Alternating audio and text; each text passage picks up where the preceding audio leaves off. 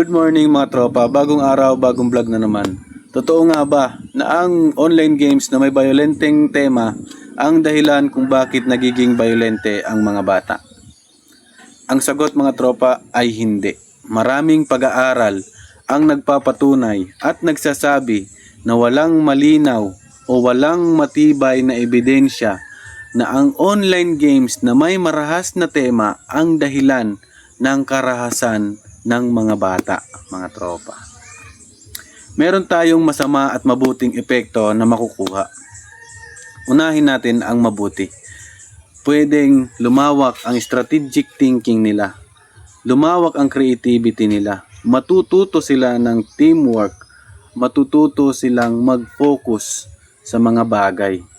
At ang masamang epekto naman nito sa kanila ay may posibilidad na maging irritable sila, lalo na kung hindi sila manalo sa laro. Maging addict sila sa laro. At may posibilidad na kulang na ang oras sa pagtulog nila.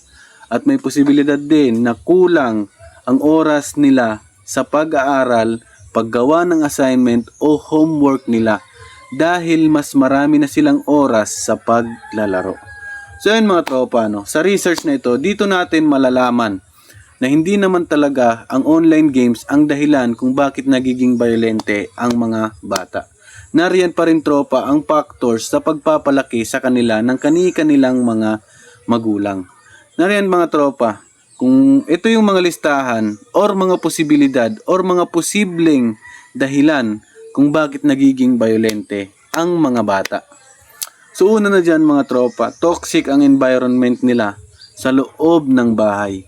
Hindi maganda ang pagpapalaki sa kanila.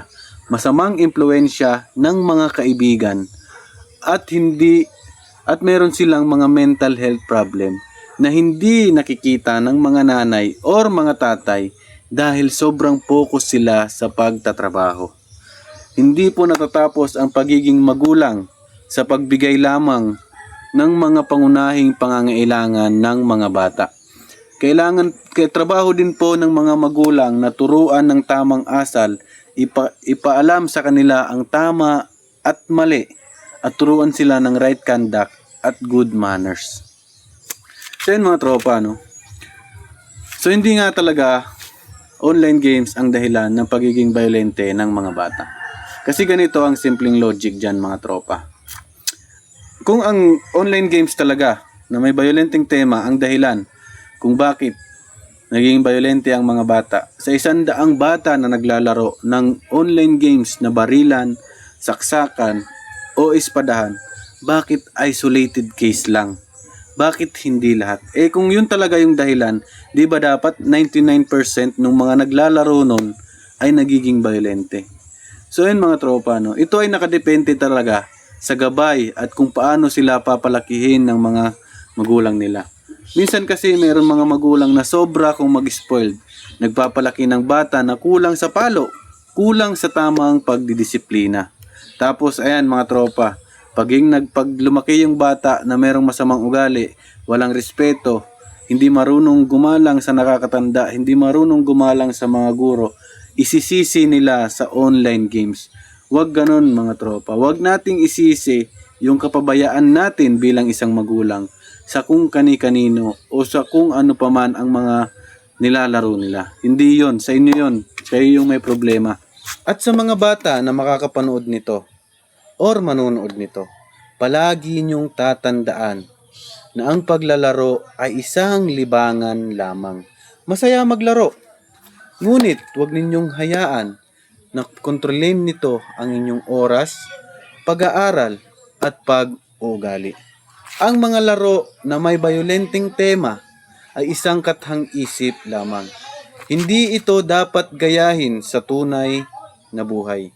Mahalaga pa din ang pagiging mabait, mabuti at marespeto kaysa sa pagiging magaling sa anumang laro. Maglaan kayo ng oras sa inyong mga pamilya, pag-aaral, pag-ehersisyo at pakikipagkaibigan. Ang tunay na lakas ay hindi nasusukat sa dami ng panalo sa laro, kundi sa tamang pagdesisyon at mabuting pag-uugali. Maglaro ng may limitasyon. Huwag hayaang baguhin ng laro ang inyong pag-uugali. Ang tunay na bayani ay marunong rumispeto, magmahal at gumalang. Hindi lang sa laro, kundi sa totoo ding buhay.